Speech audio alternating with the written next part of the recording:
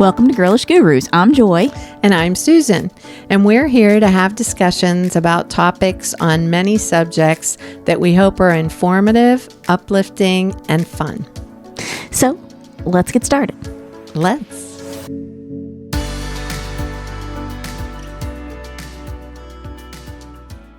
Hi, everyone, and welcome to another episode of Girlish Gurus. Hello.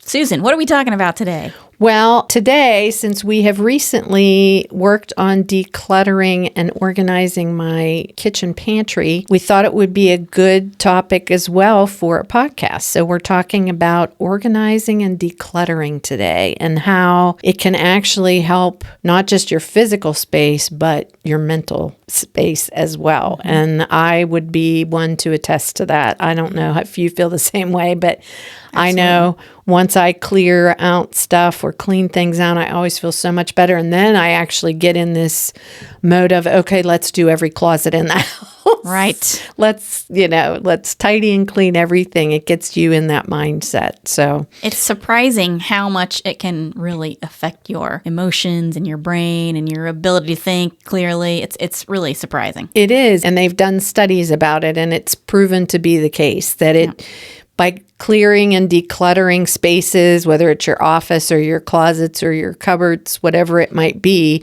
it can help with your mental state as well. Oh, yeah, for sure. So I found a few interesting articles. One that I especially liked was from one of my favorite places, the Sunday paper. Early this year, Peggy Fitzsimmons wrote an article, and she says we're all hoarders, and it's holding us back.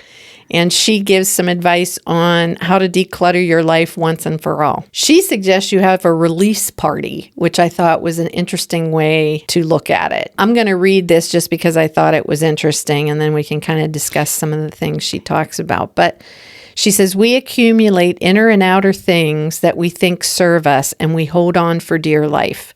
Physical clutter is the most obvious, but we also hang on to mental, emotional, energetic, and relationship clutter. I hate to break the news to you, but we're all hoarders. Mm-hmm. And I think even more so sometimes from the non-physical. Oh, for sure. Without question. Than the physical, and we don't even realize how it's impacting us, right? So she states that everything we hold on to carries a weight for us. And I absolutely believe that. Yes. Oh, for sure. In many cases, it's a mental weight. Obviously, it can be a physical weight if you've got a lot of stuff sitting around, emotional weight. And because of that, it all can have a cost to us on our well-being. Oh, yeah. And she truly believes that. So I thought that was an interesting perspective that I really hadn't read before, but it's definitely true. And then she asserts that everything we hold on to requires energy from us. It takes mental energy to deal with too much stuff around, or if you're hanging on to emotional things, that affects your mental energy. Right? Plus emotional energy when you're hanging on to things that are bothering you instead of expressing them and sharing them with people that you care about.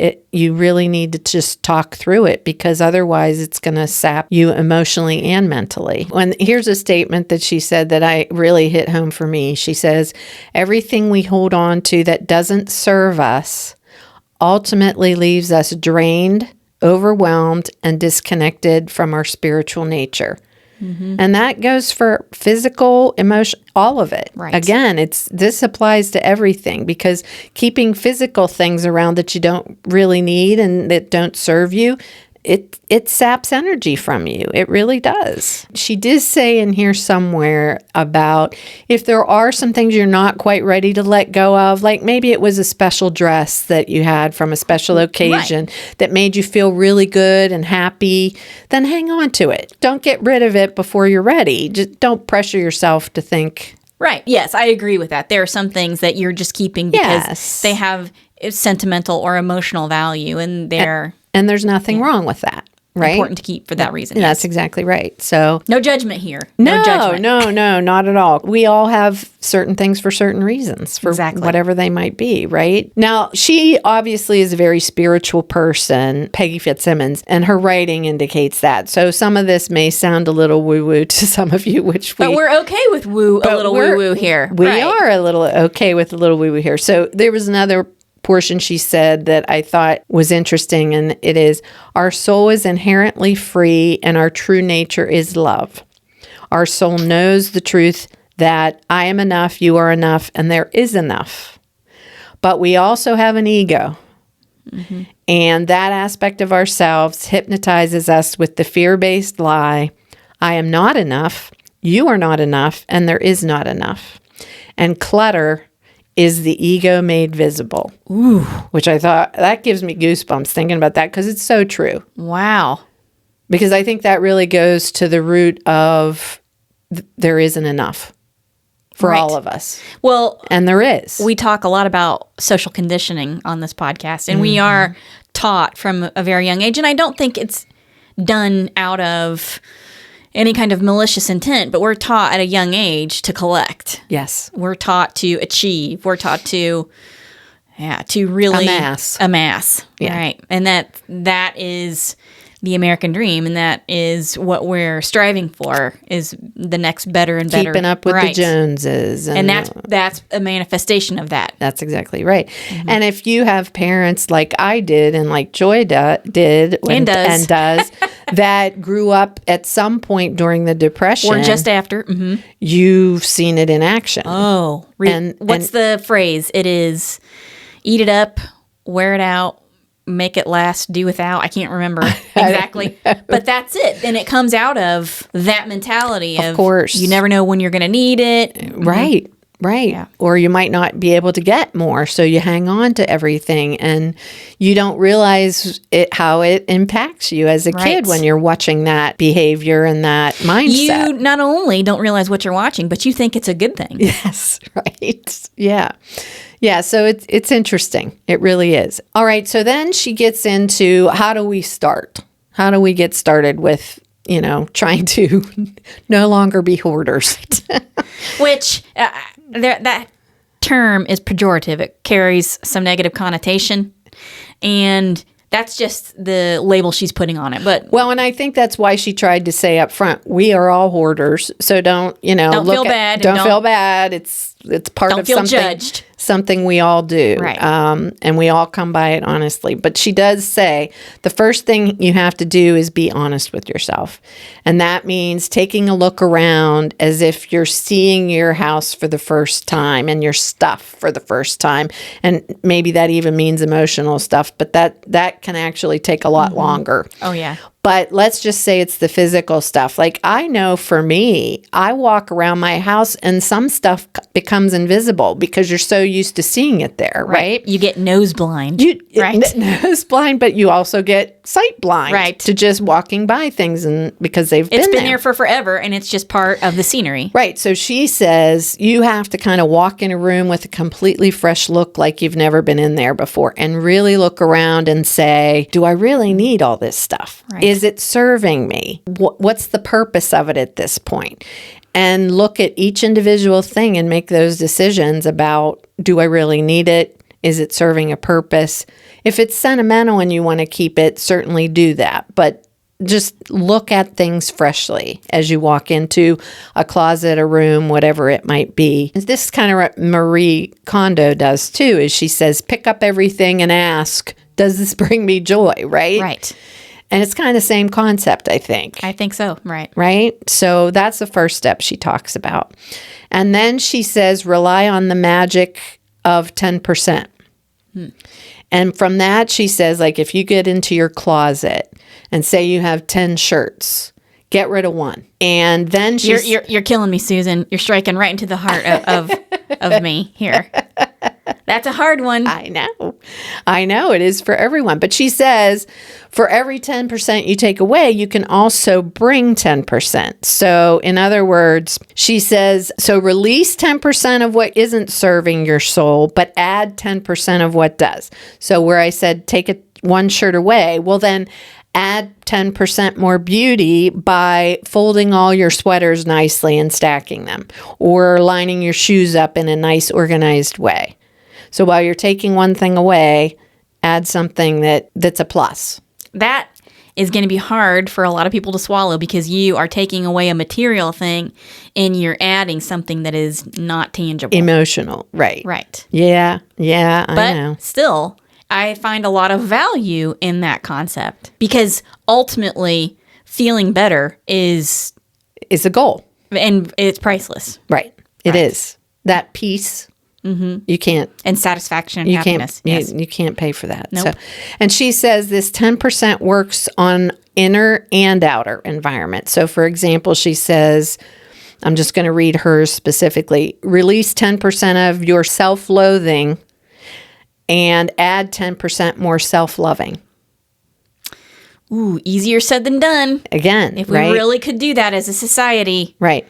Reduce complaints by 10%. Wow. And up compliments by 10%. Again, if we could do that as a society, imagine where we'd be. Right. I know. But these are great tips, yes. Tips and great things to think about. Really great things. I loved this article. I just did. So then she says, okay, so now we got to start somewhere. Where do we start? So she said, there's not a right way or a wrong way to get started, but start somewhere and have fun with it if you can. And then she gave 5 strategies. She said, make a daily practice, and she says like a meditation sort of, to release 5 things a day. Okay. Now, I think for some people that's going to be a lot. Ooh. Ooh. But she says it can be little things. It can be, a tiny slip of paper that, is just sitting on your counter.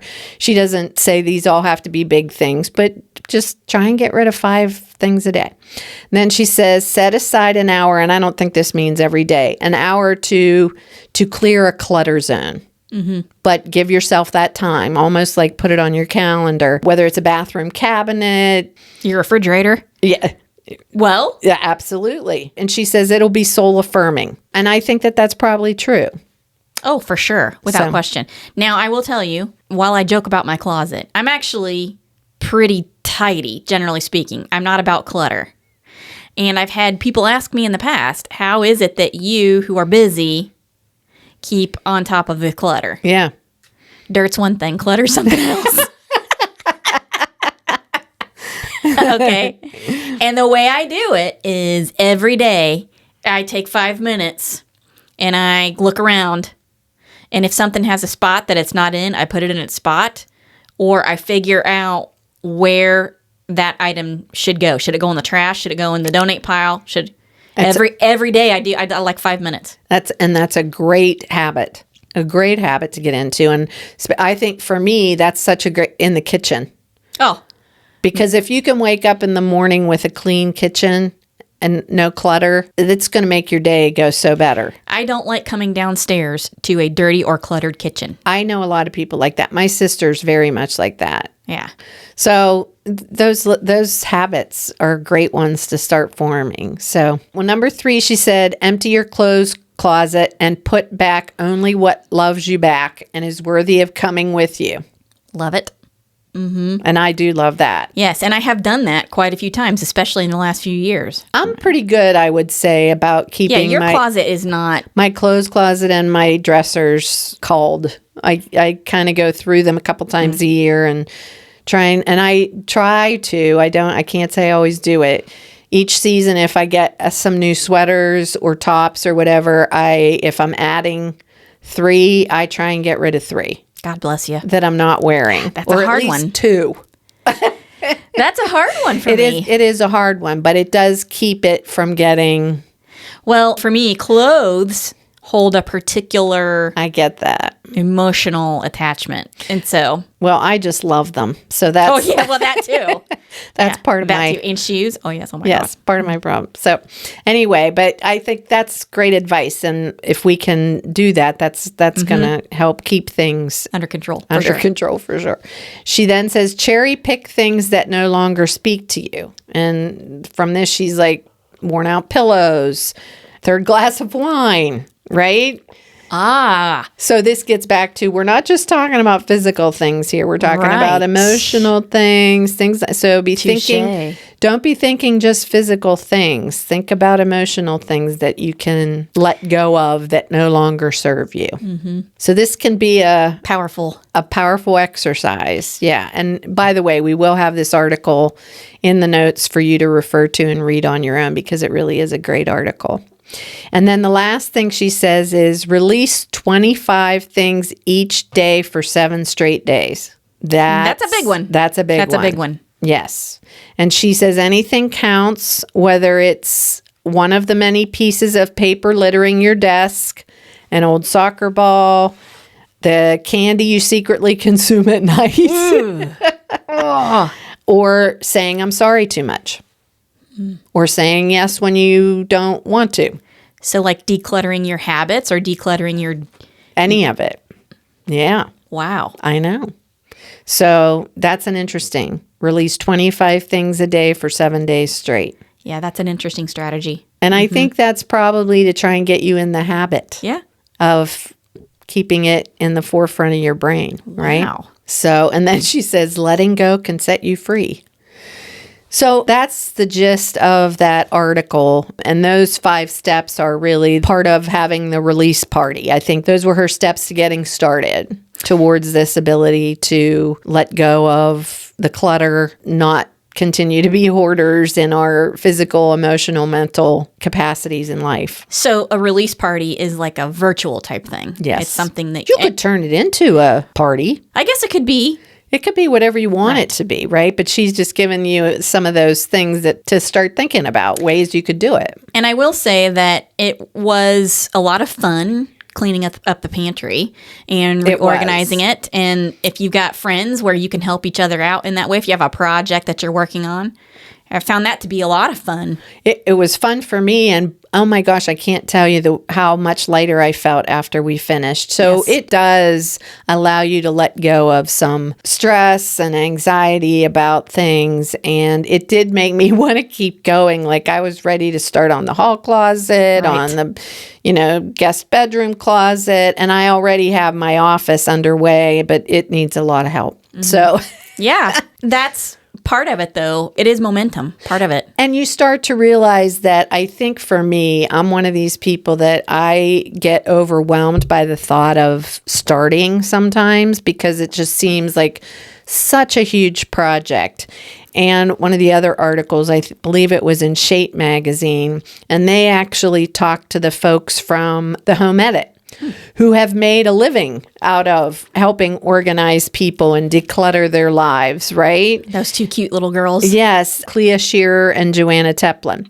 But they talk about, you don't have to take it all on at once. Start small and create zones, either in a room or in a closet or in a cupboard. Just start somewhere. And I will say they are a little intimidating. They are. Because their finished product is always magazine worthy. And I can't quite get there. No, and I don't think we have to. Do you know what I mean? And I don't think they would judge or shame anyone who's not able to achieve such a high level of beautiful organization. Right. And, not everyone can afford to go out and buy all the products and the bins and all of that stuff you need to make the places that they do look like they do. And that's okay. So use what you have. Or maybe you can go to, like I got a lot of my stuff at TJ Maxx or even on Amazon, then the prices weren't bad for those things. And you don't need a whole closet of them. I didn't feel the need to make my whole pantry this pristine showplace. I just wanted it organized enough to help make life easier for me, which it has, right? And the same can go for your office, your clothes closet, whatever it might be. Just do what you can with it. But some of the things that this article talked about, which kind of goes along with the article from the Sunday paper, is some of the mental and physical benefits of cleaning and organizing. It gives you more of a sense of control, which we all like to have that. And if there's so many places where we don't have control of things, that if that gives you that sense to be able to have some control over your closet or your pantry or drawers or whatever it might be, heck, we'll take it. Oh, for sure. Right? Absolutely.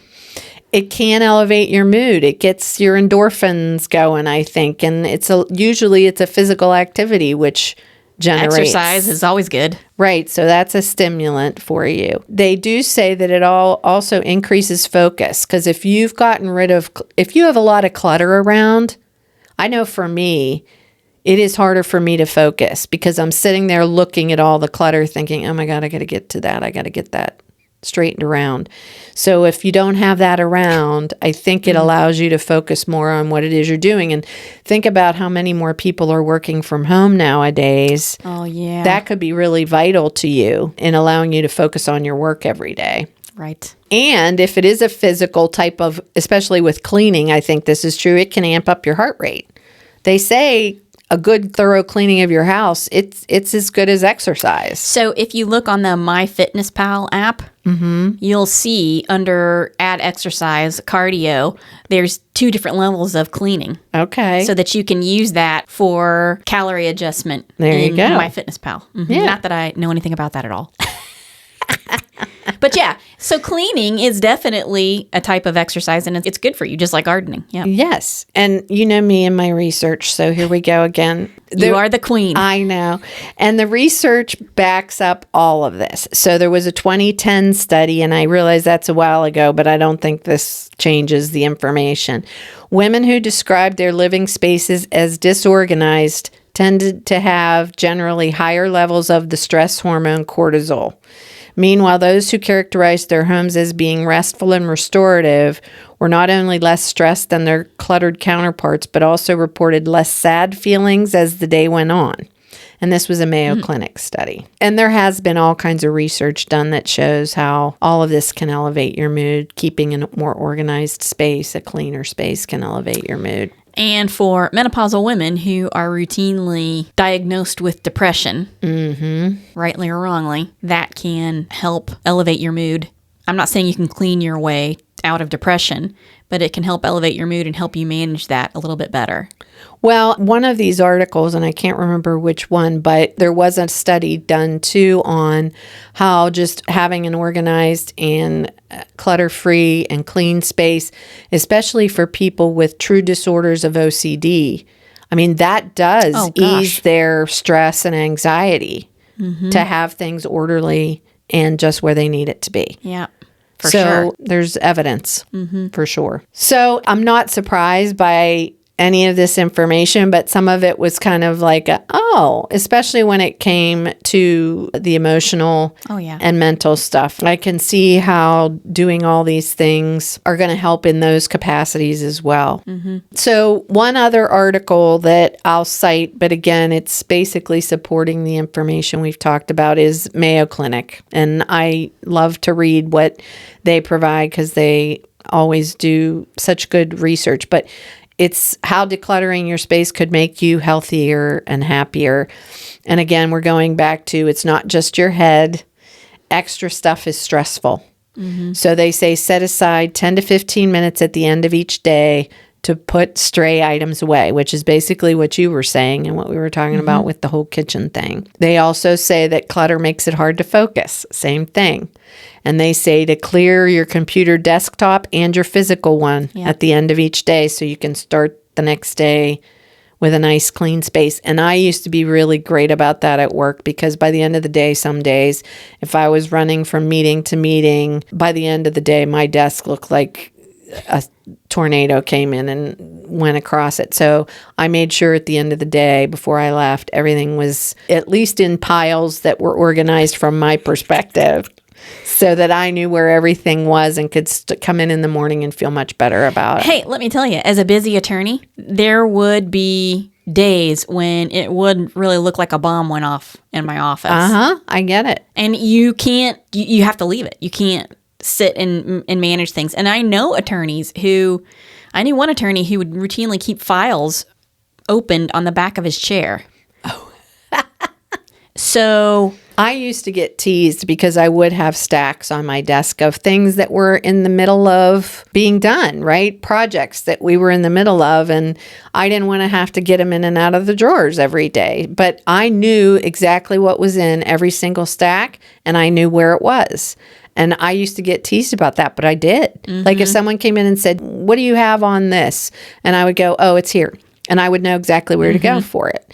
So it did help me, even though it may have looked like I had crazy stacks of files on my desk. There's a difference between being busy and having organized stacks and just clutter because for the sake of clutter. Yeah. And I know that for a lot of people, that again becomes just part of their landscape. That's right. And so it's just, that's how it's going to be. Everybody has to do it their way. Of course. Yeah. Of course. One of the interesting pieces in this article to me was they said more stuff doesn't equal more fun. And one of the things they looked at was in an experiment, they had toddlers and they were given 4 toys to play with. And they played twice as long with them as they did when they had 16 toys to choose from. So just because you have more doesn't mean it's better. Oh, now that is a powerful concept. That's something to think about. Because, I am in the now point of my life where I'm looking for more fun. I'm not looking for more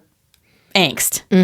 So that really strikes a chord for me. I thought that was really interesting. And so they recommend that, if your kids do have a lot of toys or whatever, maybe box some up and put them away, give them a handful to play with. And then when they seem to be getting maybe tired of those, you can put those away and pull some of those other ones out and give them those to play with. And that way there's always new ones circulating. And then when you bring out some of the ones they haven't seen in a while, they get excited to play with them again. Sure, because it's like something new. And that points out something that I actually read in one of your articles. Yeah. Think about shopping your closet and finding lost treasures. Yes. Or decluttering and finding lost treasures. That's right. Yeah. That's a big one. It is. I mean, one of these women talked about finding a cooler in the back of her closet that she forgot they had given her when she came home from the hospital after having her baby. And now they use it for a cooler bag for the grocery store or to go when they go to a game, a soccer game or something for one of their kids. So you never know what you might find once you start cleaning things out. Yep, for sure. So yeah, lost treasures. You'll find something that's lost that you forgot you had. Right. I know. Well, I think I did that with the pantry, but with food, that may not always be a good right. Well, you had a lot more in there. For example, your box of glassware from your mother. Yes. Yeah. That's truly a treasure. It is a treasure. Yes. Yeah. I'm excited about getting that cleaned up and put away. So, and the other thing they did talk about in this Mayo Clinic one is that it can affect your sleep. Ooh. Clutter can do that as well. And that might be a little bit of a stretch, but I can see how things, and maybe that's more the emotional clutter, right? Right. Mental clutter. I know that can have an effect on me and my sleep if my head is spinning. So they talk about making sure you have a healthy bedtime routine. And gosh, that is in the news so much anymore in how to do self-care is to make sure you have a good sleep routine before you go to bed, to make sure you're getting a restful night's sleep, because all the studies now are showing the importance of us getting good, solid 7-8 hours of sleep. So it can have an impact for sure. For sure. Yeah. So those were the items that they mentioned from the Mayo Clinic study. So I thought those, while they match what we've already talked about, it's again supporting, but there were some other interesting little tidbits in there too. Another thing that was mentioned in one of these articles is that decluttering can help relieve stress and tension with family. Think about how many moms have to tell their kids to clean up their rooms, or maybe it's the wife, maybe it's the husband who is not the best at putting things away, right? Right. And it can help just with spouses, kids in your own home, right? So definitely I can see how that could be a help there as well. So, well, lots of things to consider here and all good ideas. Some may be a little harder to implement than others, and depending on your nature, it may take some real effort to do this, and it's never easy for any of us. I mean, I don't know. Some people enjoy it, I know, and I kind of wish I was more that way. But I do know once I start on a project where I'm decluttering, cleaning out, organizing, I really get excited about it, and I always feel better when I'm done. Oh, absolutely. So you just have to remember that, how great it's going to feel when you finish. Yep. So Wonderful. Well, we did mention self-care. Because this is part of that for sure. Absolutely. And I want to take a moment to talk about another self-care opportunity coming up. Our dear friend, Lorraine Miano, who her website is Magic of Menopause, and she is a certified health coach focusing on menopausal women. She and another lovely lady, Leslie Ender, have put together a retreat coming up this October from the 15th to the 21st, where they are taking a group of women to Tuscany to engage in some self-care in Italy. I mean, come on. How bad could that be? I think that's pretty fantastic. Yeah, they've got so many wonderful things planned too. Wine tastings, cooking classes, excursions, all kinds of fun things. And that's coming up on October 15th through the 21st this year, 2023. And I encourage you to go to her website and check out that retreat and sign up for it. Spots are limited and they're going fast. So we're going to put a link to the website in the description and the specific website for the retreat. And go check it out. And if you have a girlfriend that you would like to take, or even if you just want to go on your own to practice some well-deserved, I'm sure, self-care, then you can sign up for that retreat and enjoy some Tuscan. Yeah, and if you do want to go to Italy and you don't want to go by yourself, here's a great opportunity to go with a wonderful group of other women who you can make new friends and enjoy the beautiful countryside. If you've never been to Tuscany, you need to go. Yes, it's magnificent. It really is. And this retreat, Tuscan food, Tuscan wine, Tuscan travel. Beauty. Right. Just beauty. Just beauty. And the camaraderie and friendship and learning that you'll have with the other women in the group. So lots of fun. Certainly is lots of fun. Sounds great. Well, thank you for joining us again on this episode. It's kind of in conjunction with the 2 videos we've got out there on our YouTube channel, which are organizing my lovely kitchen pantry. So please check those out as well. Comical as always.